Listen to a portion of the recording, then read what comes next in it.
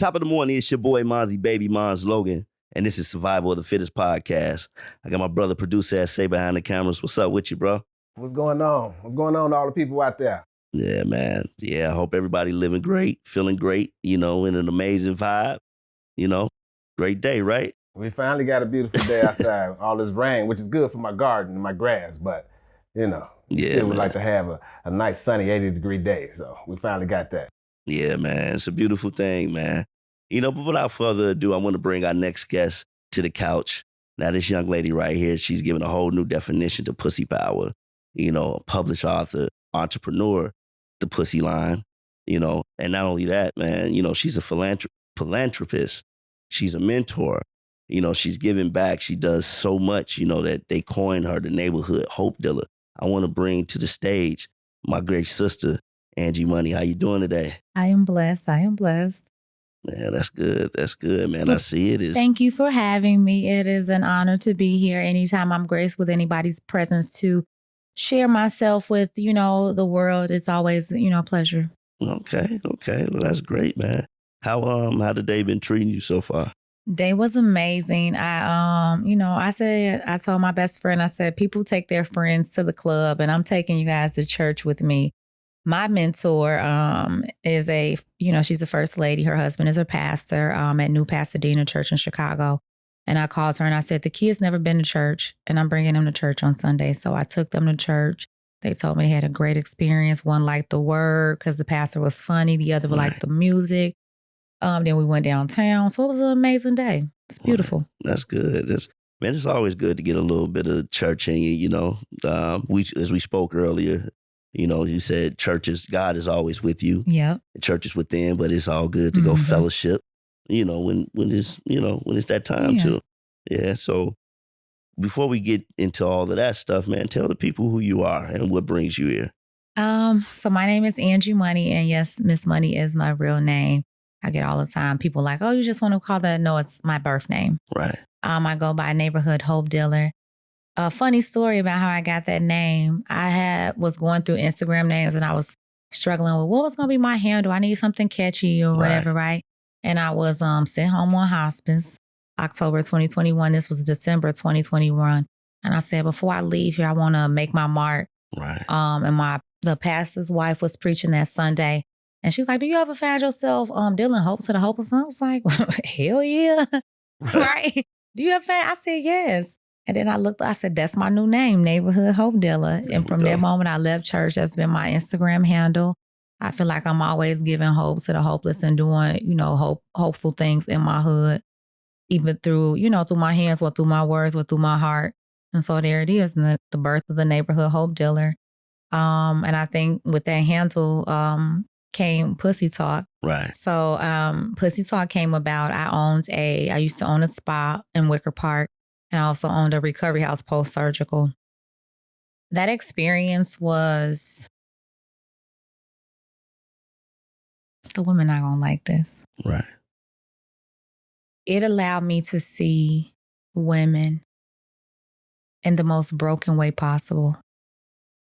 There were days that I cried because I had saw women so broken and so hurt and so damaged. And I would see these women give any and everything to get a body to think that it was going to ultimately change their life, their relationship, their situation, either financially or mentally. And what hurt is that after they would get the surgery, they think instantly their life was going to change without ever working on the inside. Right. And it didn't. And they would be in there crying because some of them would look worse than they did before they went to surgery. And then they come out and they look at themselves and they were like, damn, I didn't spend my last dollar. I've seen women in there, kids was at home, didn't even have food, but they was getting surgery. Right. And they didn't spend their last money to get a surgery and then they still look worse. They was upset, crying. And they didn't even care about the fact that their home things weren't taken care of. It was, damn, my body. Right. It's not fucked up, right? Right.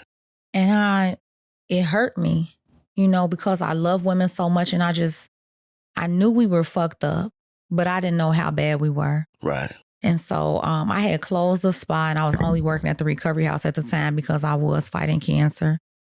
And I still had my steam chairs from my spa, the vaginal steam chairs. Right. And I was just being there listening to these women's stories, and it was like this was my wit's end. And I know she's long gone, and I hope she's doing amazing. I had 2 ladies that literally said, I got to talk about this shit. Right. One of them, she had spent about $8,000 for surgery. She was there at a recovery house, and I think her stay probably was $1,500 somewhere, $2,000, for her week stay. Her kids called her because they had got a 5-day notice. They also had called because there was no food. Wow. So she had to call a guy to get the kids $100 to get some food with. But now her other daughter, who's old enough to know what this 5-day notice is, she's a teenager. She she calling her like, Mom, you know what I'm saying? What's up? Right. And I'm watching her get angry at her daughter for asking for that, right? And so then I watch her do something even worse.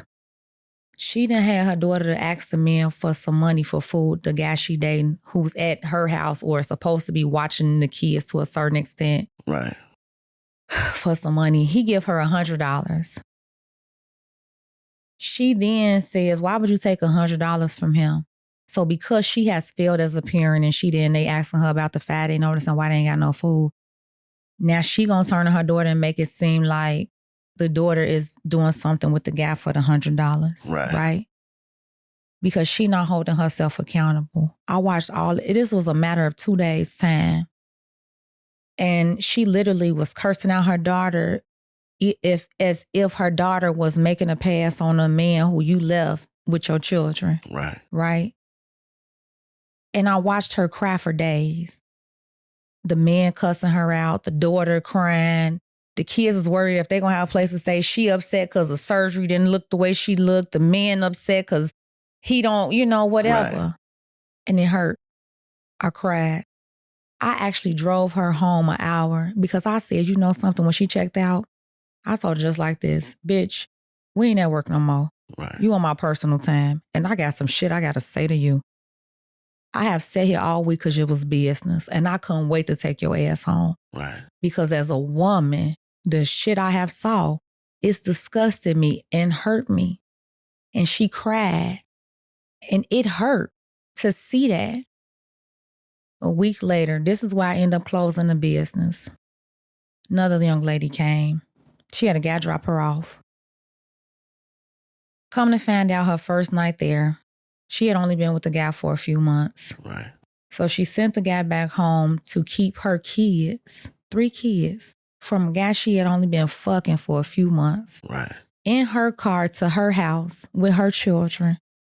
The night after her surgery, he was at her house with another woman. She can see on the camera that the car is there. He not answering the phone. Right. She sent her friend over there to go to the house to get the man. The man is in her house fucking another woman in her room with the kids in the other room. He then barely even show up to get her. Right. She didn't even ask nothing about the kids. That's sad. Her only concern was a nigga. Right. And he the reason she getting the surgery because she was white and he was black. That's crazy. And that's how I came up with pussy talk. I said, we is prisoner to our fucking pussies because we chasing shit. We chasing men. We chasing ourselves. We're chasing everything but ourselves. Right. Right. And we be letting this shit hold us prisoner. And I said, I got to talk about this shit, about how fucked up our pussies is. Right. And that's how I came up with pussy talk in the back of my recovery house, 2 chairs. It's been 2 years last week. Oh, wow. So literally it is about the pussy. Okay. Now let me Controversial topics about how we, both men and women, allow ourselves to become prisoner to the pussy, even by one who had us, the one of our own, or one who hurt us. All right. Yeah. Okay.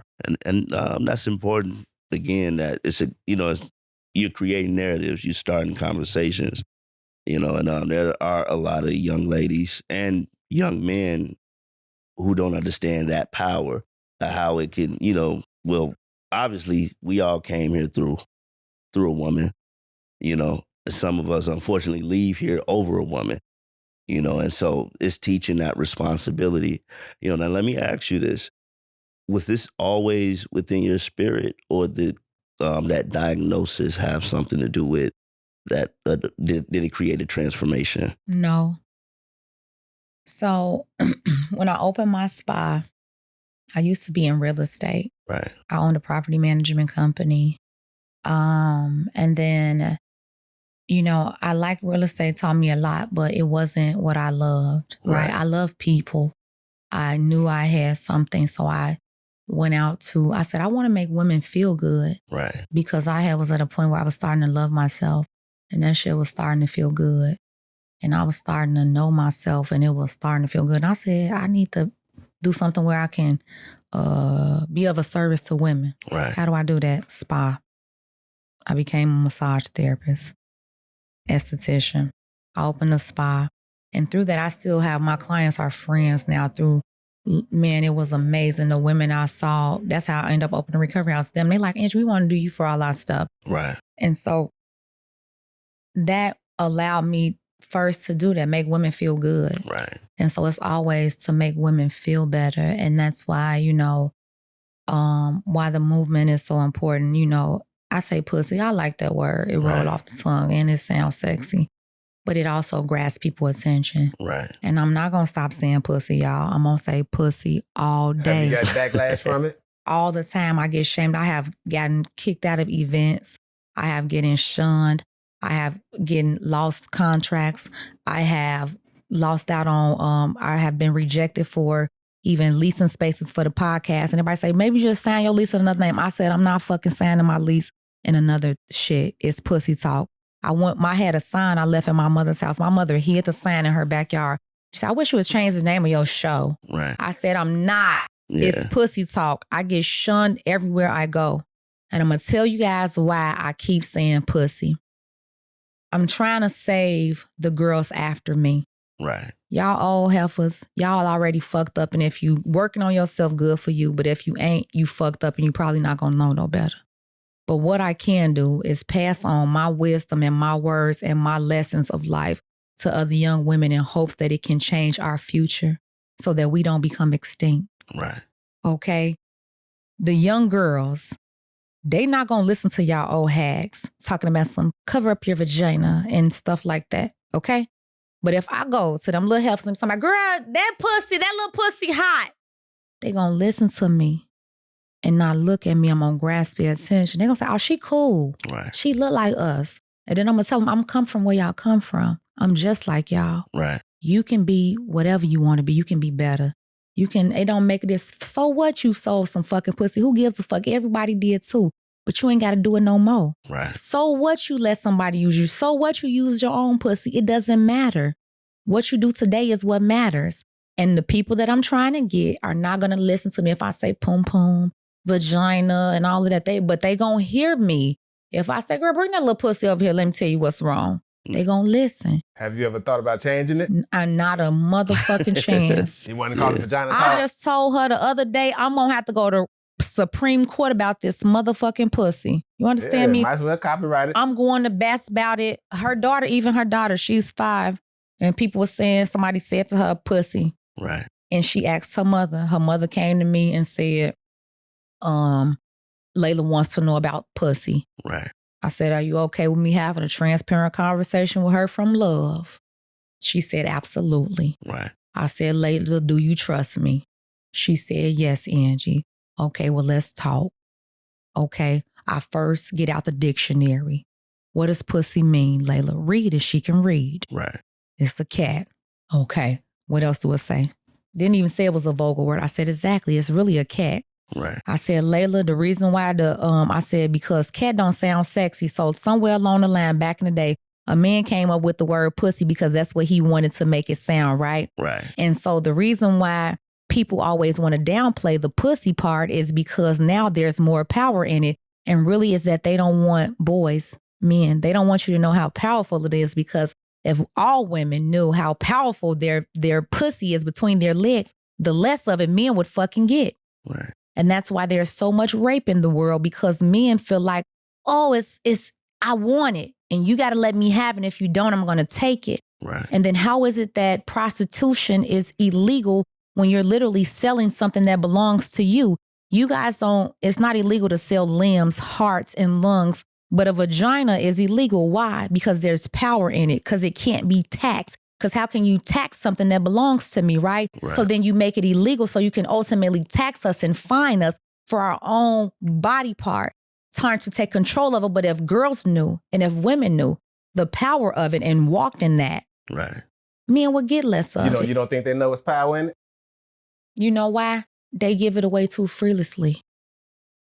They don't value it enough. I just had a video went viral.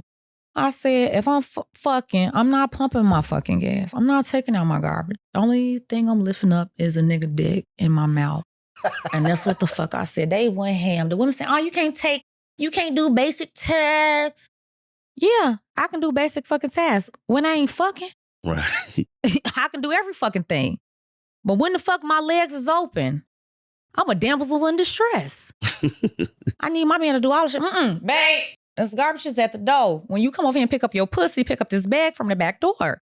And that's just how I feel. And men be like, oh, so are you exchanging sex for duties? A little bit. That was going to be my next question. Because let's just be honest. If you wasn't getting no pussy, you wouldn't talk to me. Right? We all know that. If I met you and said, I don't got no pussy, we ain't gonna date us. I might hang out with you for a little bit. You ain't. By a little bit, you mean 20 minutes. Right. Like what's happening. Yeah. Okay, that's it. So let's just be honest. So if I don't got no pussy, you ain't gonna date me. You ain't gonna fuck with me. So why is it that we would give our pussy without wanting anything in return? Yes, you're supposed to help me stress less, whatever. If I'm doing the same exact things when I'm by myself holding my pussy as when I'm giving my pussy away, that doesn't make sense. It's like going out the world ass backwards. Right. No, I can't do my own tasks. And basically, I mean, if you want to say that it's an exchange, well, so be it. But I know one thing is that if you're not getting no pussy, you're not going to do anything. So is it fair to say, since it's power, it's got to be power in the dick, right? So if you want this dick, you got to come over and cook a few times a week. Let me say this. I hate this is what I'm saying about, and this is... This is when, immature minds, open up, right? As a woman, that shouldn't have to be asserted. I'm a woman. If you know what you're dealing with, you know what you're dealing with. You ain't got to say no shit like that. Okay? That's what I'm saying. The women don't be women in either. Because a lot of the times, the reason why they can't be that way is because they're operating out of survival or stress. So I don't have to assert. Any man knows, or people who just know being around me, what comes with me, right? Right. And when people say, oh, you're not going to get no man. Yes, I do. I literally just started pumping my own gas in January. That's because I left my nigga. She just started pumping her own gas in January too, because I left my nigga. Right. Why would you want me or my assistant at the gas station, dangerous as it is? Right. Okay? Absolutely. So it could be related to court shit, almost like you courting a woman, but you're saying the same thing that you would want from a man to do, opening up the doors and pumping the gas and things of that nature. That's how you relating it to, the pussy. Even before we have sex, I want you to assert that, because if you're not doing something before we have sex, you damn sure ain't gonna do it after I give you the pussy.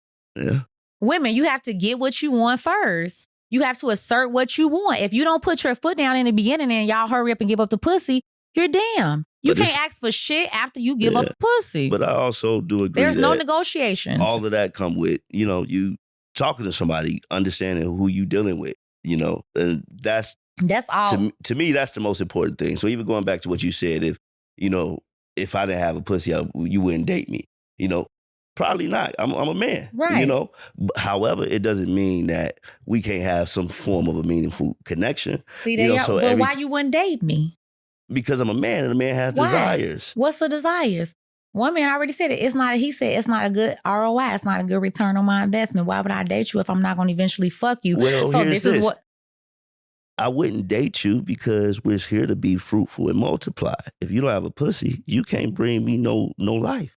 So everybody that you fuck, do you intend to multiply with them? Well, in the past, no. It was all about pleasure. So anybody you sleep with now, are the intentions to multiply? Well, absolutely. Everybody?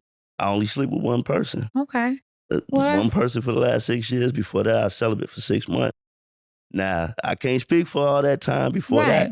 But again, like, having that epiphany to say, hey, I'm giving away a lot of energy. Yes. And as men as well, we have to understand the energy that we put into chasing the pussy. Don't better yourself for some pussy to get some pussy. Better yourself, for that, and you will get better quality of pussy. And when I say that, I'm saying that in mentality, someone that you want to build with. As a 40-plus-year-old man, I done had all the one-night stands and all of the crazy shit that come with, being a young man without any true, direction in life. As you get older, you want more things. And like we spoke on earlier, life ain't gonna give you what you ain't working for. So that, it goes both ways with the, just set your attention. Absolutely. I absolutely agree. I think, I tell men too, you guys should have standards too. Right. So I don't date men. If I feel like if a man doesn't have standards, I'm not going to give you my number. Right. Because everything is I'm not intentional to multiply, but, I am intentional with who I'm giving my time, my energy and stuff to that.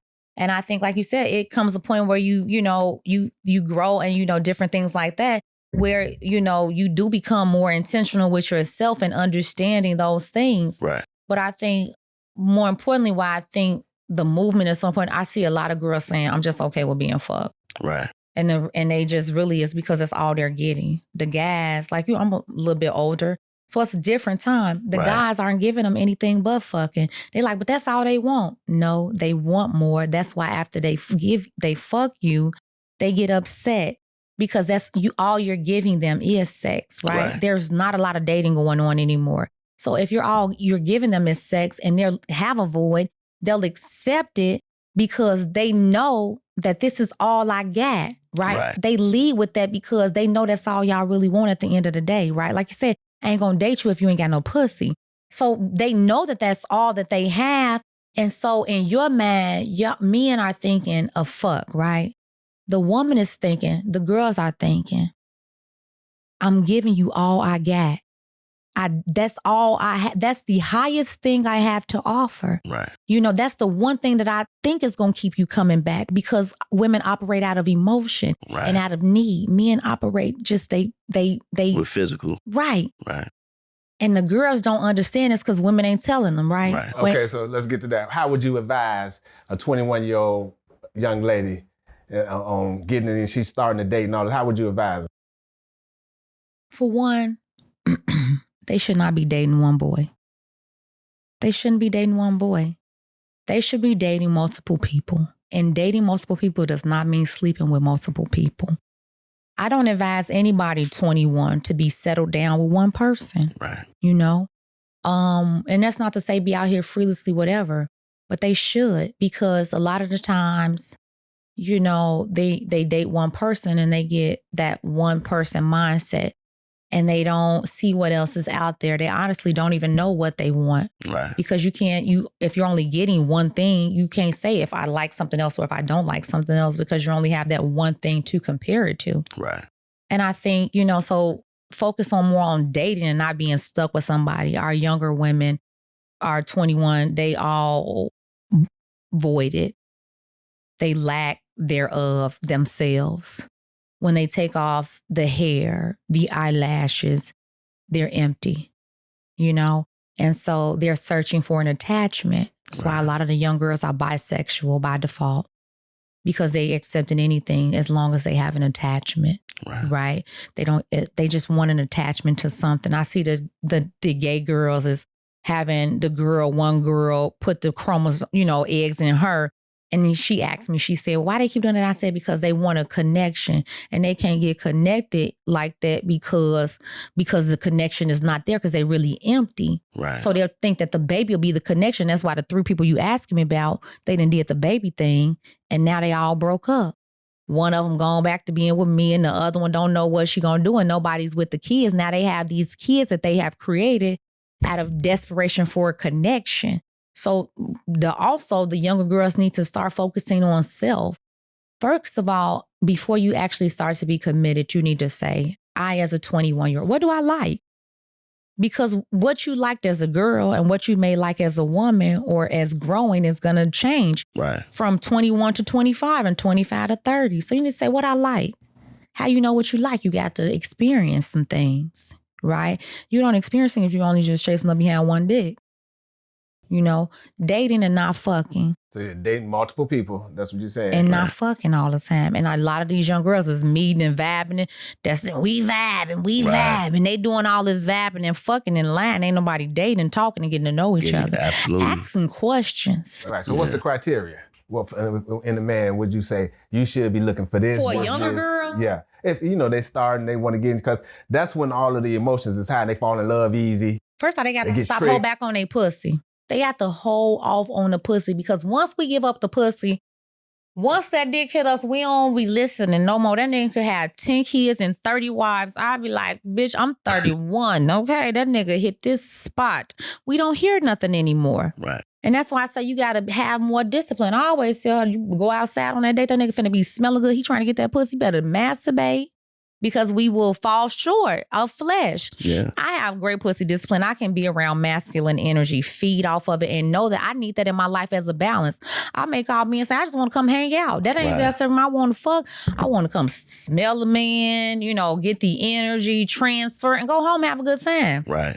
You want to do all that to a man? Hell yeah, I do that shit all the time. You come over, because you're going to be smelling good and everything too. Spray some of that cologne in there. And if I really am in desperation the for gonna be nice, the light's going to be low. If I'm really in need for some we're going to be trying hard. And I'm good at it. We're going to be pulling out all the stops. Man, and I'm a pro at this shit. You're a pro. Man. You know all the stops. You know all the tricks.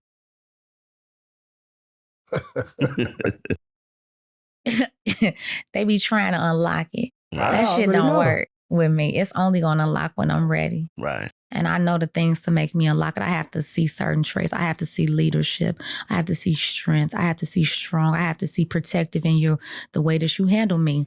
Providing. That's why I know I ain't finna give it up that easy, that quick on not the first night. Right. I got to hear you talk. Is it a time limit and you say, okay, not we need at least 3 months? Not necessarily. But, I have waited that time, but I do need to hear you. I mean, that's on you. If you don't spend enough time with me for me to get to know you, then it could take 3 or 4 months, depending upon how much time we spend. Right. But the longer you wait, I could also lose interest because I'm an intellectual person. So if you don't grasp me up here, hurry up. Right. Okay, after talking about sex, the shit only gonna last about 5 minutes. Okay, I'm not finna talk about that shit for no hour. Right. Even when and then and I've had situations that, I still have the ability to sleep with a man and still be able to listen to him. That's another kind of discipline. I then slept with a man and I said, something ain't right. He said one thing, he slipped up. He was blocked a week later. Other women don't have that kind of discipline. When you see them red flags, there's a question, you ask it, you just ask them questions. And women be lonely. Right. And so they don't ask the questions because they know if they ask the questions, they be like, is nigga gonna stop talking to me? I'm just started getting fucked good. I don't want that to stop. So it goes back to that attachment that you speak on. I don't got none of that shit. I ain't lonely. Now, so would you say not having that relationship with yourself is what creates in young women or women that need and for not attachment? The relationship with their mother. Not the relationship with their mother, not the relationship with their self. Right. Because if they 21, their mother's like my age, right? My daughter 21. Right. I happen to be like a firm parent, even though my daughter, she out there in the streets, really just, she's just a whole nother whatever. But I was one of those parents that because I had such a fucked up mother, right? And I saw some of the worst shit. I was determined to be better to her than my mother was to me. Right. And I was like, I can't let her see that shit. I saw that shit ruin me. I'm still fucked up from that, right? So I had a determination to actually be a mother and be present. It's nothing for me to leave out on the job if I can't be there out of here at 4:30 because my baby got to get out of school. My baby gonna see me drop her off at school. And there was a job where, times where I had to pay somebody to take her. I take her myself, pay somebody to pick her up. But for majority of her life, I was picking her up to school, taking her to school. We had dinner every day. When I became an entrepreneur, I pick her up from school. She got to work with me. I never left my kid in the house. I'm at all the basketball games. She played all the track meets. She played violin. We went out the country. She spoke a second language. Right. I'm an active parent. You doing all this alone? Hell yeah. Because she's lacking one parent because he felt like, that was a thing. That was, man, let's talk about it. Let's talk about it. I met this man, we was teenagers, we was kids. We bonded off of trauma. Both our mothers on drugs. We both being raised by our grandmothers. We in the streets, all of this shit. Right. We thinking, oh, that's cool. We just alike. No, the fuck we're not trauma bonded. Right. You know, and it came to a point where he ended up dropping out of school. I was always smart. So how I met him was I ended up getting a double. I was in the classroom with him. He was a year older than me. He's the only person that ever really kind of talked to me a little bit. High school? Right. Elementary school, I was smart. Oh, okay. Yeah. So you met him in elementary school. Right. And so, but in high school, I went to a special high school, like for, you know, more diverse. Right. He damn near didn't even go to high school. He said, fuck it. He wanted to go to the streets. So then even in high school, there was me seeing, he tried to talk me out of going to school and shit. I'm like, Right. y'all gonna be on the same shit when I get out. I see y'all at 5. Right. Y'all gonna be outside, I'm the same 4 hours. So then I got pregnant. I was still determined to not be my fucking mother. Right. How old were you when you got pregnant? I was 17, like most people. Still But in high school? Yeah. yep, I still graduated. My grandma said, and I didn't want my daughter. You know, I love her though. She made me a better person. My grandma said, "No, you gonna have this baby. Your ass gonna finish school. I'm gonna babysit, and you know whatever." And he was That 18. Yep. Yeah. He whatever, and he was there a little bit, but then by the time we end up living together, after I had my baby at 18, I moved out, but I went to college. So y'all tried to do the whole We did. I said, family thing. not necessarily a family thing. He was still trying to fuck me. I always had that mentality like, you're not finna be fucking me at my grandma's house. You selling all these drugs. Nigga, I need the first month's rent and security. Right. The fuck? No. So that was like, that's, you know, come on now. I want to be a woman of a house. Make me a woman of a house. You want to treat me like that was you early. Yeah, you want to treat me like a woman of a house? Make me a woman of a house. Right. That's what my grandma, I'm moving out next month. She said, what? I said, yes. He want to study, come over here. We got our own place. Right. And so, but by the time I got 21, I was evolving. I was growing to a certain extent, right? He wasn't. He had dropped out of high school. He was slow. I was still educated. And they was calling me names and saying, oh, you think you're too good? Because by this time, they didn't watch me have this baby, still do well, go to college, you know what I'm saying? And so you was moving up and he was staying got a decent job. where he was at. Yeah.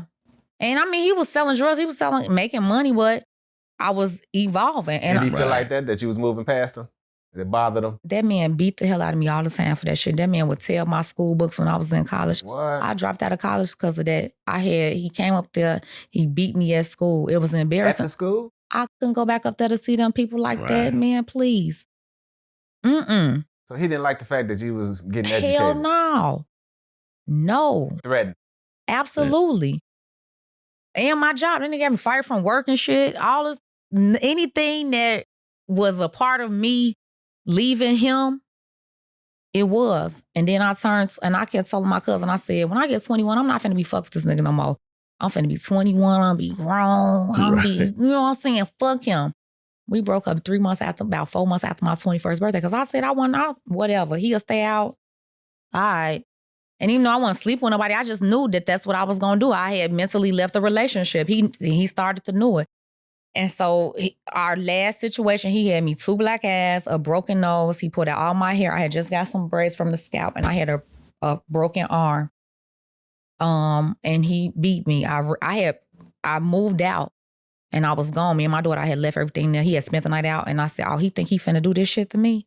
Fuck that shit. I put my daughter's shit in my car and my stuff in the car. And when he came home that morning, he said whatever. And I just left out like we was going to school or work, and we never came back. And he came, I would go to like this little lounge on a Wednesday night. And I was like, you know, it's my first free little night. Right. And he came out there and he said, I was walking down, he was sitting out there. I saw that car, I damn near dropped my shit at myself. He says, you want to get in or you want me to get out? And I said, what? He said, you want to get in or you want me to get out? Right. I couldn't have that man beat me in front of that place with all them people. I got in the car. I knew that I may not make it, but I said, this man, he would do this.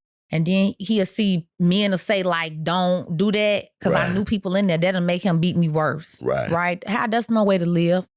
I got in that car, that man damn near killed me. By the time I had jumped out the car while the car was running, that's how I lost the braids. He hit them like this. Right. And I was getting jumped out that car while I was running and rolled in the streets and hid in a gangway for about an hour. That's a traumatic experience. It is. And I walked home thinking that he was gone. That nigga had parked his car blocks away and had went in the house and was sitting in that house in the dark when I got there and beat me some more. We used to fight so much that I used to keep like items, like knives or screwdrivers, like in the couch on the side of the bed to protect myself. And he knew it too, but I had switched up my little hiding spots. Right. And he said, bitch, I know you trying to get to that couch. And every time I try to get up, he'll catch me, beating the hell out of me. Nobody in that building would help me. The door wide open. I got to my little new hat. He put me in my daughter's room because I never had nothing in my daughter's room, but I had already was whatever. I had a knife under her mattress. And that nigga beat me in that room, and I got to that motherfucking room, and I damn near killed his ass. I started stabbing him. And he ran and got up off of me. He actually put me to sleep. When I woke up, he was gone. And and I was beat. I called my cousin. They couldn't even look at me when they picked me up. My eyes was literally like this. I couldn't even open them. I didn't have no hair. My hair on the whole front of my head was like this. It took 2 years for my hair to grow back. And my arm was broke. And that was my final straw. And even he proposed to me after that. But I never went back. I never... After all of that, he proposed to you? Absolutely. It was a nice ring, too. It was big. Was your daughter ever present during any of these moments? Absolutely. That was the thing. I said, I wasn't finna let my daughter see me getting beat like that. That's why I knew I was leaving. She was 3, and she was getting to the point where she was like, don't, every time we even argue or get loud, don't hit my mama, don't hit my mama. She'll start trying to cover me up and stuff. Don't hit my mama. And that's how he'd be like, he'll never hit me in the bedroom with her. Right. Because she be whatever. Don't hit my mom, don't hit my mom. That's how I got the knife in the bedroom. Because I knew he would never try me in there, so he would never look in there. Right. That saved my life. That saved my life. And I said, and then when she looked at me, my daughter, I didn't see her for a couple of days. I wanted my face to go down. And she looked at me. That's how I knew I could never go back. Because I would never be nothing in her eyes if I did. And she said, Mom, my daddy did that to your face? I said, yep. She said, why he hit you in both your eyes like that? I said, she said, you can't be letting him hit you. Right. This is a 3-year-old. And I said, you goddamn right. Yeah. And we never went back. Right. And he said that he hated the fact that I broke up his family. And really is that I moved on. I graduated from college. I had a good job. And he just, because of that, he hated me. Did he tell you he was going to change? And No, he never said that. None of that. Huh? He called me the day I graduated from college and acted like he was talking to my daughter. And then he said, put your mom on the phone. I thought he was calling to congratulate me. Right. He got on the phone and said, so you didn't graduate from college. Did you retire from sucking dick, though? I said, Wow. Absolutely the fuck not. I graduated from college. Ain't nobody said nothing about stopping sucking dick. That motherfucker said, see, bitch, you. I said, damn, he tried to hit you with a low blow Right. on your graduation day. No, I'm about to suck dick tonight. It just won't be yours. But that was the thing. And so every time he saw me, I had elevated. Right. I knew it was that my daughter's 16th birthday. Oh, is this off topic? No, go ahead. Oh. My daughter's 16th birthday, he was never really there. He was a half-ass dad. And I said, don't be no part-time man. If you're going to be full-time, but don't be here. Don't be giving her no false hope and shit. And yeah, if you're going to come here 1 month and then sell her a false dream, then I answer the phone for, then she have to see you live your life on Facebook. That's not fair to her. Right. Don't do that to her. If you're going to do it. If you ain't, then don't. Right. He chose not to. But for her sweet 16, she wanted her father there. I called him. He was living out of town. I said, I'm prepared to pay for your ticket to come here for her birthday. This is actually what she wanted. Right. And she could have said a car. She said you, nigga. Right. Car would have been easier. Yeah. This requires us to talk. Yeah, conversating. Now y'all got a plan. I never had a problem with conversating him. It was him. Because I never get into the argument things. He always said, I'm the only nigga who can't fuck my baby mama. Bitch, I got to watch you on it. And I can't fuck you. He said he the only nigga that can't fuck his baby mama. Only nigga from the hood, one of his friends that ain't fucking their baby mama one still. of his friends. I'm gonna say, because I know a whole bunch of niggas that can't fuck their baby mama. One of his friends that they not. He said, "Bitch, he ain't the only one. You the only one from my crew that ain't let me fuck you. Everybody else still fucking their baby mama." Yeah. And see, that was the thing. My mom, because when I had my son, him and his mom and I, we weren't together. Mm-hmm. You know, we were just young and being young. You know, and my mother told me before he was born, it's like, if you don't plan on being with her, don't fuck her.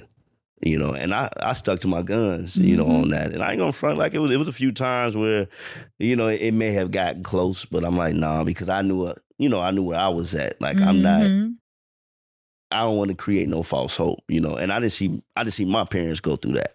You know what I'm saying? I saw them be parent, you know, so your daughter, how do she feel about men now, going through all of these things and seeing these things? Is she still struggling with, you know, the trauma of, you know, witnessing these things so young from someone that love you or supposed to love you? Or have you helped heal her through your healing process? So that's a great question. How much time do we got? I think her seeing at the 3 thing, I know, you know, like a certain age, their memory is not that great, right? They forget things. But I always expressed to her, even when she was of age to understand about the abuse and why the relationship wasn't there, you know. And I know she understands that he ultimately, it was just that he wanted me, right? He was like some bitter, you know. But then she has had, you know, father figures in her life. I was married, was another whole horrible experience. And after my marriage, I, you know, apologized to her for not protecting her peace, not being a good mother, because essentially a good mother protects whom we allow into our space. And when I made the decision to get a divorce, in my mind, I sent her away for the summer. And I, you know, took care of that situation. I went back and got her and I apologized. I said, I fucked up. I thought we had us a husband and we ain't had shit. We ain't had shit. That was on me. I'm done with him. Allow me to be your mother again. Allow me to apologize for what you had to watch your mother go through. You know, and I had to ask her, tell me what you think about that. What you think about him. What you think about the decision I made. And you know, I did have somewhat of a transparent relationship with my daughter. We talked. She said, Mom, I'm so glad, because that's why I used to be in my room so much. You know, I hate to see my mother go through that arguing and being hurt. And all in, you know, empathy. How old is she at this point? She just made 21. But it took and so we got over that. And, you know, being us in the house, just us again, you know, time dating each other, learning each other as teens. And then cancer, man. Her senior year of high school, I was just, man, I had a hold of her. She wasn't in the streets. She was, you know, college was, you know, and right before I found out I had cancer, her father died. He got killed. He was in a fight. And she was angry with him when that happened. She didn't know he was in a fight. She said, Mom, she was, you know, we had been talking about the father and the relationship, and, you know, she was yearning for that more. And I said, I understand, but, you know, you got to approach it a certain way. You know, just don't expect too much, you know, whatever. And he wouldn't even give her his number. It was awkward. Because, you know. This is the same man that you was with earlier, the abusive? Yeah. So he ended up passing away. Yep. And so she had called him and had left him a message. She had said she was sick of him not being a father, and she wanted him to man up. I didn't even know she had sent this. But you know, I'd be like, let people be, you know. She like, She was to hold him accountable on her own. And she sent that message. She called his sister. His sister told her, she was like, tell him to read my message. And the sister had to tell her that he was in a coma. Right? So she never had to make amends for that message, right? That she sent in out of anger. That's why I said sometimes you got to think, or you got to think. And he died. He was on life support for a week. And I said, "Did you rather remember him how you last saw him, or you want to see him how he is now. Right. And I said, it's up to you. It's your world. And I should have maybe have done I can't say. Sometimes I say I should have just left it at that, but I didn't want her to feel like I'm not letting her get her last things, right? Right. I always wanted her to make sure she fulfilled. Right. And she said, no, Mom, I got to see him one more time. Packed our shit. We drove down there. They was going to take him off. I said, they got to give us 14 hours. We left. They was going to put him off life support the next morning. Right. And I said, well, they just got to wait till we on our way. Got to rent a car. We drove all night. Me, him, his best friend. Me, her, and his best friend. And once she saw him. And then it hurt her because they didn't have no money to bury the man. And so now she's like, Mom, where's Spirit gonna go? Where he going? So that was on. And so I offered to pay for the service. Right. But they, you know, out of greed or whatever, because he did have a job and his sister was trying to, she ended up stealing the money from my daughter or whatever. And so they declined it because she was trying to do something else. Right. Whatever. And so that laid on her heart, not knowing if her father was buried or whatever, because he was just there. Right. And I did it I wanted to do it for her piece. Then 2 months later, here it is, I got diagnosed with cancer. Let's talk about that. Stage 4 breast cancer. Yes. Wow. So I got diagnosed in January of 2020, 2 weeks before my 35th birthday. And so she had just lost her father 2 months ago. Right. And here it is, she's the only child. My grandmother had already passed away of cancer. And one of my grandmothers, rather. And so I got to tell her that I may not make it. Right. I had to start treatment. They wanted me to start treatment immediately. So I ended up starting the day. I said, let me at least just have a birthday. I started the day after my birthday. But that was a hard decision to make if I wanted to tell her that her mother was sick like that and could be dying. And how old? She was 17. How old were you? I was 35.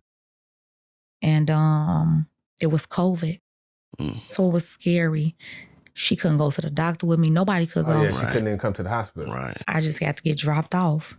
I had surgery after surgery. You're scared you weren't going to get surgery. You're scared you might not get chemo because everything was shutting down. You never know. Nothing is permanent, even surgeries. You know, it could be a life-altering surgery, but if they cancel it, they cancel it. If the doctor or somebody in the hospital get COVID, you cancel, right? Wait. It was a scary time. Was it stage 4 when you found out? I was stage 3. And I had a double mastectomy. I had a business, so I didn't have any income. We had to move out of our house and move in my grandmother's basement. So everything changed. We went from having a large home to I had a business, you know, and to nothing. No business. No, I sold my car so I could pay for my titties. You know, because we as women think that those things make us. I think that was my year of the evolution of Angie. Right. The evolution of me. I always had like a bubbly spirit and personality. That's just me. And it was COVID and people was dark and things were dark. I was broke. A tough time. Right. No money, no house. I'm in a room in the basement. Right. A person can become pretty dark. Yeah. And I would just say, God, man, this is a lot. You got to keep me. I can't fight cancer no other way. You got to keep me. That was my prayer. And I said, I don't know how I'm going to like myself without no fucking hair. I always wore hair, weave, whatever. Then, you know, you just see all the things you see from other people. The losing their hair, the eyebrows, all of this, the weight loss, everything. You're like, fuck. Here's the woman in me. Damn, I'm single. Who gonna fuck me? I'm woman first, y'all. Okay? Understood. Everything else after. Right.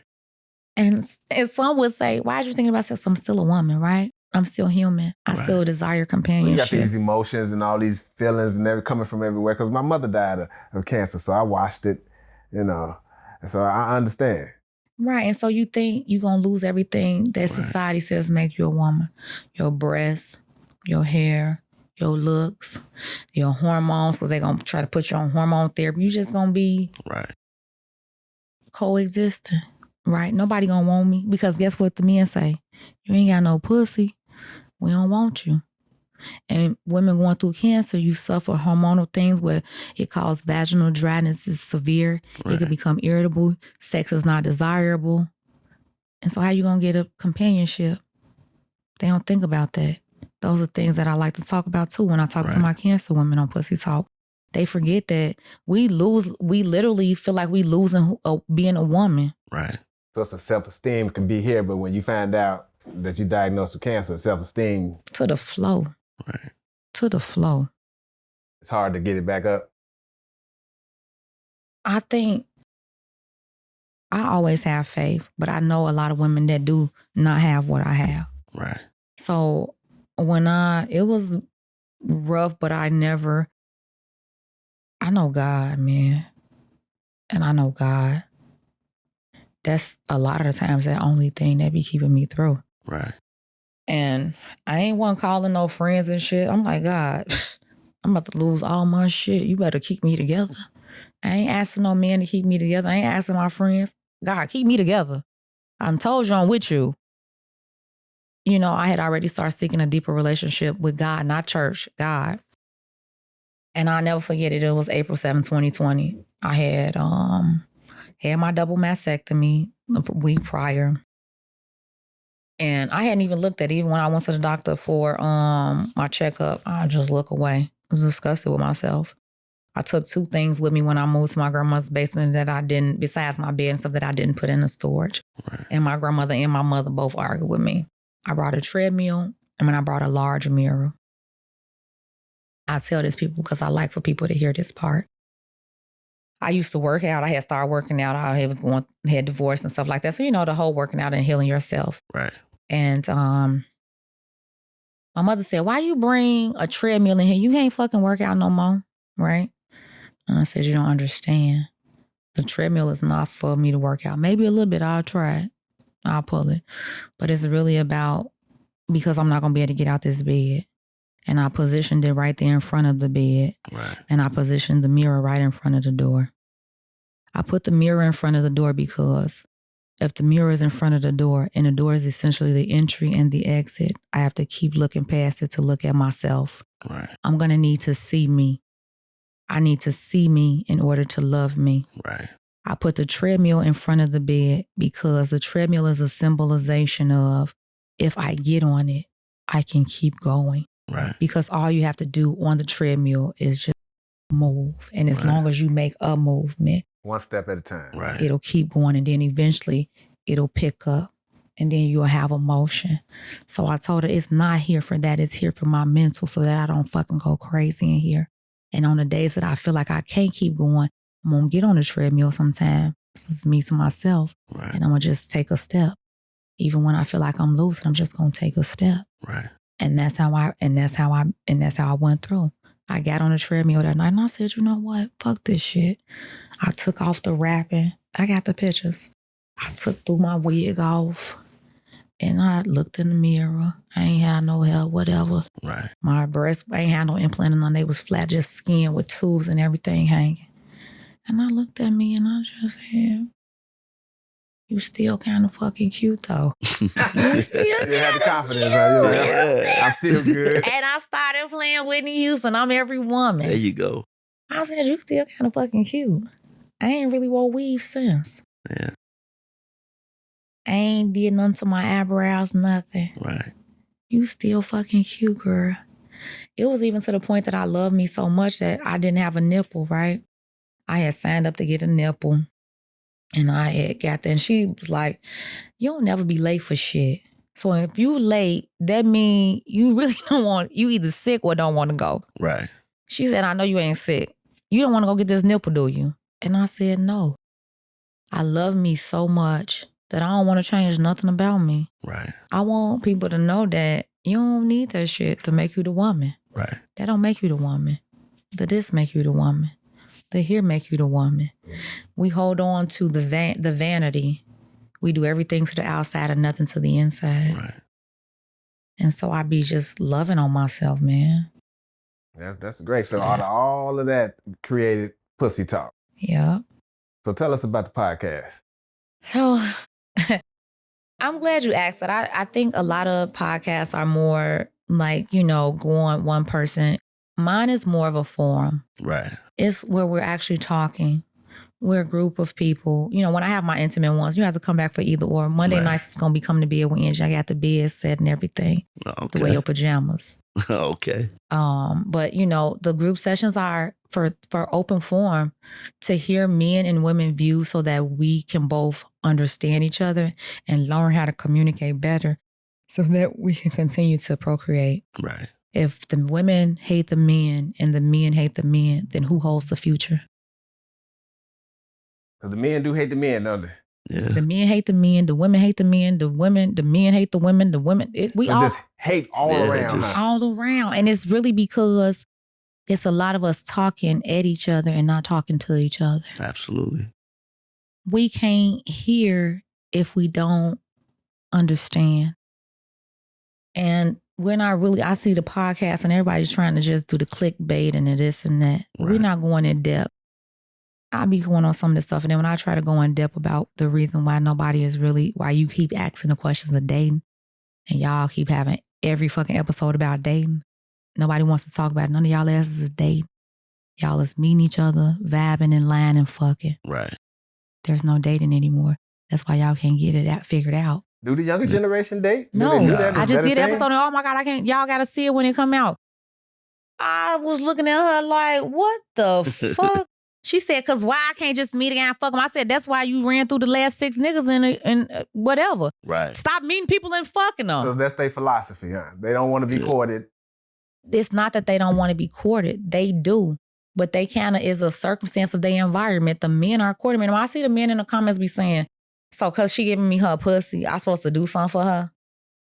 They don't even value the woman pussy. And the reason why they don't value the woman's pussy makes the woman not value her pussy. Because I told y'all, they want is fucking companionship or attention or love. Right. They give them the pussy. That's really all the men care about. So if they give you everything you care about, right? And then you still just fuck on me. What now? And then the man is like, oh, she changed after 2 months. Well, you fucking her raw. Study nothing in her. Leaving your DNA in her. And then you don't expect her to do what? Yeah. She receiving you. Creating soul ties. And then the minute she say, why you not reciprocating energy of love? It's because he there for a nut, right? And then they say she changed. No, she didn't change. She gave you everything she had. She gave you her pussy. She let you in her house. She cooked for you. She nurtured you. And all you gave her was a nut in return. And not even, you nutted in her. Half the time they don't even be coming. What should a man be giving to a woman for the value of her pussy? Consistency. Time. Honesty. Chivalry. Monetarily? Monetary a lot of the times. If you giving all of the monetary, if a man, the thing is that men don't really care. They just out here trying to fuck. Because a man puts his time and his money where he love at. That's how y'all show y'all love, with y'all time and y'all money. And if you're not spending your time and your money, that's because you really don't like her. Right. And the fact of the money is they don't see it worth putting money in them because they just fucking them. So how you feel about like the Instagram models who dating the ball players? They give them $200,000-$300,000, or like the Zion Williamson situation where he paying the porn star. Is that value? I feel like if you're gonna do something and the people are okay with the transaction, it's up to them. Right. If they feel like, okay, this is where the men gonna disagree. In a situation where a woman feels like, okay, I know that he can't give me anything but dick, right? He's a rich man. He has a wife. He has this. He has that. He's not going to give me companionship or solidarity or monogamy. I'm just here for the ride. Right. So I should be compensated while I'm on the ride. And I agree. Yeah. It's even worse to be on the ride with a man getting fucked on and then getting fucked over in 2 months and not having nothing to show but fucking heartbreak. Right. I mean, so at the same time, yes, I mean, if they want. But if you're, and this is, whatever, if you sleeping with a man, you shouldn't be as stressed. You should, and that may not be monetary. That means all things. This nigga shouldn't be coming over here and study see Pookie and Ray Ray hollering. They should, say, you help. Right. The fuck? You want they mama pussy? Right.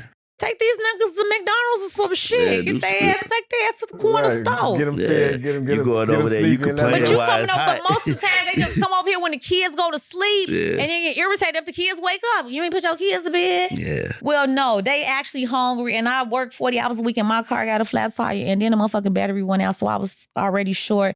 I had to dig in my motherfucking last of my savings and put the motherfucking fix the car. Yeah. I ain't had no motherfucking money to get their ass no motherfucking snacks and I don't get my link until Monday. Right. And then the man be like, you don't need to be fucking I don't need to be here. Instantly a man to say, oh, let me go ahead and hide or not or play you know what I'm saying? You know what I'm saying? Almost not, ignore her for a little bit. She ran it down to me like that. I had to think about that too. I had to be like, damn, should I go home? Yeah. But that's a real struggle. Right, I get it. Right, that's real life. You have to ask yourself, should I even be here if I'm not willing to do these things? And the woman got to also hold herself accountable if you are scared to ask him, or women are, this is the fucking problem with women. They lonely asses. The reason why they don't be asking men for shit is because they scared that if the men say no, they gonna have to look at they fucking stupid asses in the mirror and say, this nigga won't even give you gas money. Why are you still fucking him? And they don't want to ask themselves that because they know if they ask the nigga for some money, he gonna either probably stop talking to him or tell him no. And if she continue to fuck him after he done told her no, she got to justify why the fuck she study fucking a nigga who can't help her when she need help. Right. And she don't want to do that because she just want to be fucked on or want some company because she's stressed out and the kids and she feel like she needs just something for herself, which is dick. So she don't ask him out of fear of losing him. And men will be in the house with this lady and watch her struggle and not even care enough or deem her pussy worthy enough to just help her out. And you think that's because she don't value herself? Absolutely. You looking at her. And I ain't mean to say it like that. They ain't gonna be able to see her, so she like that, but in her house, she had her guy in there and they were still struggling and the nigga in there fucking on her. And he's the kid's daddy. And that shit happens more too commonly than not. So when people be on my fucking platform talking that shit, I know that shit happened. I had a friend, lights off, the nigga in there with her. Lights with off. The lights off. What the fuck was they doing? Who the fuck still in the fucking house? Ghost stories or some shit. What the fuck is you doing? No lights on. How could you? And I mean, but y'all I laughing, but the shit is sad to watch because I'm over here. I said to her, bitch, I'm not loaning you no motherfucking. That's me. I went right over there. That bitch asked me for a salon fix, whatever it was. I went right over there where I was light outside. Was it light or no? I went over there in the fucking dark and said, bitch, I'm by your house. I got to pee, but I knew he was there because I saw his car parked in the back. And I said, bitch, so this nigga over here, bitch, here. I already knew he was there, but I just want to, bitch, I'm not loaning you no motherfucking money in this nigga over here. What the fuck is his? Check it. Girl, please, you need to get you a new nigga. If you asked to be outside me, bitch, you wouldn't have to worry about your lights being off. She like, come on, don't start that shit. No, let's start that shit. Them kids is in there in the fucking dark, bitch. I don't give a fuck because they sleep. They still know these fucking lights ain't on. Right. You think that's because she lonely? I already knew what it was. That's a whole nother episode. Just in general for women, they be lonely. Or her issue.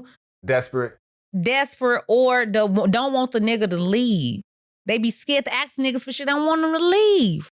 I'd be damned if he leave me with these motherfucking kids and go fuck another bitch and help her pay her lights. Get over here and help me not pay care of my shit. Because I just want you here.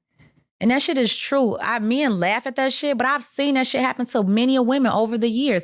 Be in a fucking bind and be in a bed with a nigga. I done probably watched that shit when she was with her ex happen at least 3 times hell in a 30 or 90-day time span. She had a flat tire. The nigga wouldn't even fix her flat tire. I went over there I asked her, and I said, get your shit together, man. And she like, oh, he gonna fix it. And she over there laid up with the nigga. So she didn't answer. You know how bitches is when your friend holding you accountable for the sorry ass nigga you with, you don't answer the phone for your friend. Yeah. You dodge us because you don't want to hear our shit about how your nigga ain't shit and why he can't help you. I'm that friend. No, bitch, why the nigga ain't over there doing shit? So about the third day, I said, so she worked for me. So, bitch, you can't come to work still because you ain't got no fucking tire. But you been over there with the nigga all week. Bitch, I rolled past your motherfucking house and saw that nigga over there. Why you not answering the phone for me? Bitch, I was going to loan you the motherfucking money the other day. But you want to get a nigga in your house all motherfucking weekend and fuck on him. And now you is 3 days later, still on a fucking flat. I told just like this. Look at you. Now I'm on my way to fucking pick up. Get that nigga out your motherfucking house. Ain't fucking helping you. And y'all fucking be ready when I get there. Get this motherfucking tire. And just like that. You got a fucking nigga over there. You on a flat tire. You got to take your kids to school. And the reason why he won't get you off the flat tire because he's scared you won't get on his motherfucking heels. Girl, fuck him. For what? That shit is real and that shit happens all the time. And women need to close their fucking legs. If you fear asking a man for help and him saying no, close your legs. How about just keep y'all fucking legs together all closed? You can do bad by your fucking self. You don't need no fucking dick. So what would you consider a high-value man?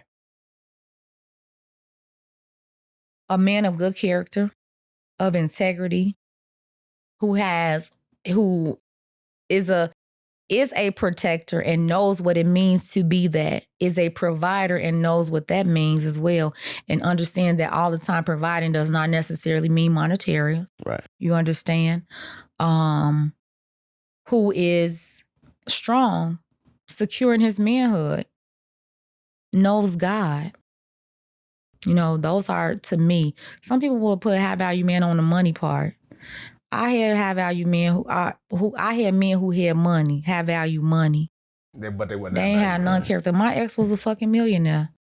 I left that nigga. Cause he ain't had no character. He ain't had no soul. But if you a high value man, you got to have money. You can't be a high value man and be broke. You can't be broke. But women are confusing money with value. So what about $50,000 a year? Can he be a high value man? No. No, that's not enough money. A woman can't even be a high value woman at $50,000. That's like poverty. Honestly, almost. So no. You know, I think if you're making $50,000 in this market, then you're not an ambitious man and don't have leadership skills. A high value man is a driven man. And a driven man would not settle for $50,000 because he could know he can't take care of himself, let alone a family. Yeah. So not necessarily a dollar amount, but understanding that with being a caliber of a man, you have a woman, a family, you know, and those are those things that come with that. So enough to take care of a family, be comfortable, and still trying to grow at the same time. And that would driven. Be driven, right. Be driven. Got some goals. Okay. Now you also spoke on, because we spoke on this on a past episode, the role of the man as the protector. What does that mean from a woman? Protection. That means making sure I'm safe on all aspects. That means emotionally, mentally, physically. I'll give you guys some examples. And this is the thing where women get confused. If we're dating, and yes, we may not be exclusive yet, but if we're dating, a protector means you're still protecting me and whatever relationship we're having, right? So no, you wouldn't be talking about me in a negative connotation or allowing somebody else you're dating to talk about me in a negative connotation, because if you are, you're not protecting me. Right. Right? How can you be? You're not. That can be part of protection. You know, making sure I'm safe. Babe, I'm finna get some. Where you getting some gas at, babe? You got a quarter tank. Just come bring it on home. I'll go fill you up in the morning. That goes a long way with a good woman. Right. Hell no, girl, ain't going to get no motherfucking gas. I'm going to make it home on these 10 miles because babe got to get gas, you know? Right. Those things. That is protection, because there's robbery. There's, you're sticking up. Everything is going on at this. Making sure that I'm safe. Right. Protecting my house. Protecting our relationship, or protecting how we date. Right. All of those things. Sexual protection. You out here fucking 3, different chicks or whatever. You don't like me. You ain't protecting me. Right. Because how can you be when you can bring me anything? You don't know who they sleeping with. Everybody always sleeping with at least one other person, right? Think so? I ain't gonna say that. It depends on if you're dating, yes. Well, you're in a relationship. If you're dating. So it's a difference. Yeah. Absolutely. No, it's a huge difference. Dating is dating. Yeah. He's in a relationship. Right. You're in a relationship. Absolutely. That's different. When you're dating, a man, come on now, what man is dating and he finna be just only fucking You one might woman. be looking for a wife. Okay. He's still dating somebody else because he ain't finna have one option. Men don't have one option. That's what I'm telling y'all, ladies. Y'all be at home thinking, why he ain't answering? He with Keisha. He just because you gave him some pussy yesterday don't mean he stopped talking to Keisha today. He still got that relationship going on. Right. And the other one with the other chick too, because men keep about 2 to 3 women in their rotation if they not in a relationship. Okay. And that's one a of good them he point. fucking raw. That's the one you got to watch out for. That's the one he like. That's his raw thing. His bottom. Mm-hmm. Right. Then he got the one that he, fuck. Have fun with. And do then all he that. always got a new one. And they get recycled. Okay, so now obviously it's not a lot high value men percentage wise, Mm-hmm.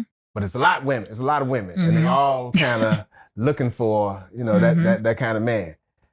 Is it impossible? How everybody gonna find what they're looking for? It's not enough men. You watched my last episode, didn't you? I might have peeked in a little bit. You want these women to eat me up, don't you? No. We trying to get the truth out there. Right. Because I know it ain't a lot of high value men out there. Not what they think is high value, what they might want. So let me talk about what ladies deem high value then versus me. My value lies in character and intelligence and intellect, right? I'm different. Looks don't got nothing to do with that. I wouldn't probably date somebody bigger because I like an active man. I'm vegetarian. I will cook a little fit. I'm gonna cook. Right. I don't know, but somebody who is bigger wouldn't like me because I wakes up and they know I'll come over there. Come on, let's take the kids on a 5-mile walk, run, bike ride. Right. If I can't wake up next to babe, let's go run on the lake this morning or something, or whatever. I don't want to be with you.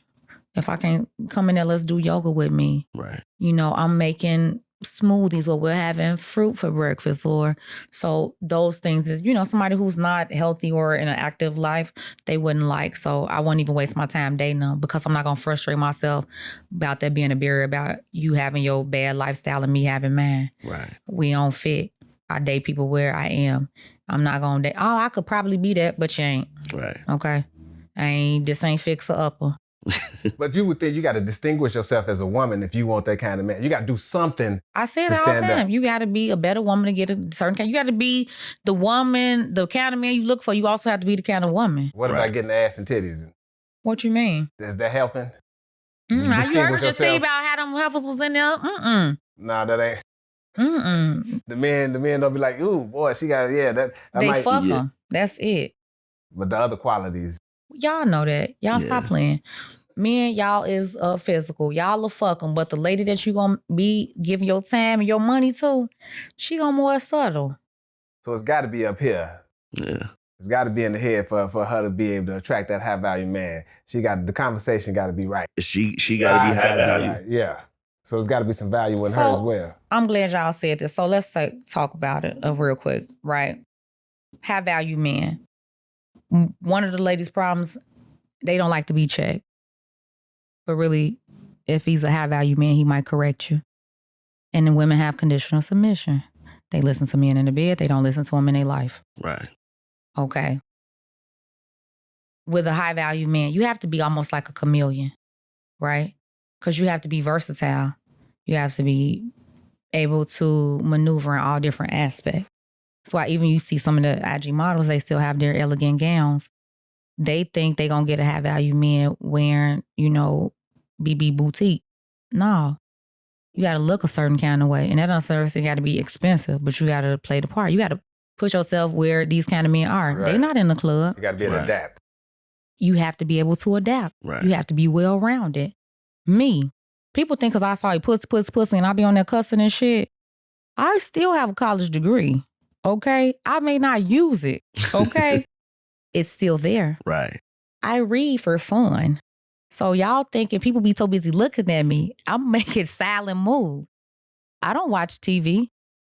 The TV mostly get turned on when her kids probably come. I read. Why do I read?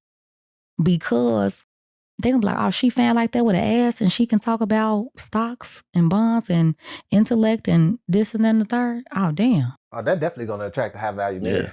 You could talk to me about some stocks and some bonds. Right. Investments, right? Because you're bringing me, now you're bringing, you're adding But they don't want you to me. bring them anything high value men. You don't have to bring nothing. It's the fact that you can carry. That you know. That you can carry out. You represent them when you're out. Right. They want a representation. Right. Their woman represents them. Even, for me, it's hard, especially when you have a certain level of whatever, the kind of man you got to have. It's so hard. A man who date me got to understand that I may be on the front for it because I'm going to voice my opinion and I'm a rebel and I'm going to die about these pussies, right?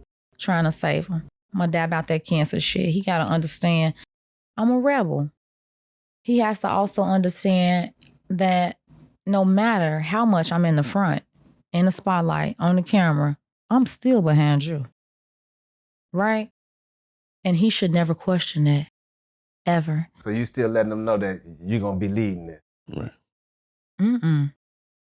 No. Yeah. And so that's a strong kind of man to know that. Right. I don't give a fuck. I just let, this is how the man who get with me, I'll just let Angie do her thing. That's it. And I'm out there. When I come home, I'm home. I'm always my natural self. But when I'm on the camera, that's the camera. That's the internet, right? They're going to perceive it and their perception of me. Right. You know me, though. Don't ever forget that. I don't give a fuck what them people say or whatever. You know me. And I'm always behind you. I don't give a fuck what somebody say. Oh, he following up behind. Yes, my man is following up behind me because he need to know his pussy safe. He not finna let his pussy say he come out here with y'all. Yes. So I'm going to assert that for people. Yes. My man is making sure I'm safe because he know y'all asses is ugly. Right? And women, sometimes I think women don't assert that either. Right. They know the kind of dynamic they have, but they fear asserting that because they don't want to seem weaker. But you chose a man, he should be a leader. Right. So you shouldn't feel like asserting his leadership or his authority or his space or his presence. You shouldn't, not assert that. Because men like reassurance. Absolutely. So before we wrap it up, we're going to have you plug all your show. I know you got some product that you're selling. You can tell us about that. Yeah, you ain't bring us no pussy to smell, but it's I all right. hate that. I like everybody to smell the pussy. Right. So you can find me at neighborhood_hope_dealer on IG and on TikTok. Or you can find the podcast at pussytalk_podcast. We have our collection of pussy that just launched, which is our pussy oil and our pussy body fragrance. I got to get you to smell it. It's amazing. And then I have my book, which is Pussy Power. It's a poetry and affirmation book. It's amazing. It's going to hold women accountable. So really, you want to really just start a foundation of working on yourself. It's bomb.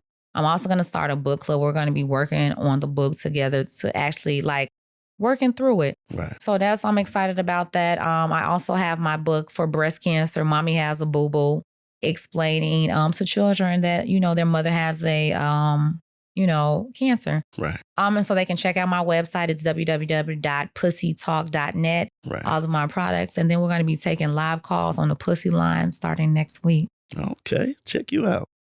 All right. So any final thoughts that you want to leave the people? No, I just want to again thank you for allowing me to come and be of a gift.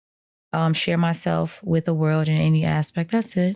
Yeah. It's a wonderful story and congratulations. Thank you. And I'm looking for the autobiography. Overcoming the cancer. And it's going to be called Pretty Hurts. Pretty Hurts. Pretty Hurts. I'm going to be having an episode on that about, people want vanity. Right. I could do without. That's dope. Yeah. That's dope. And so I'm going to leave on this note, make sure that you're investing within yourself. Everything that you're searching for is already within you. You just have to have a strong mind, develop, your faith, your belief system, and have a relationship with your creator and live your best life and never give up on yourself. The world didn't give up on you. You gave up on you. And as long as you keep fighting, you're gonna thrive. As we always say, this is a product for the people, by the people, where dreams go farther than bullets. Until next time, peace. Luxury Productions.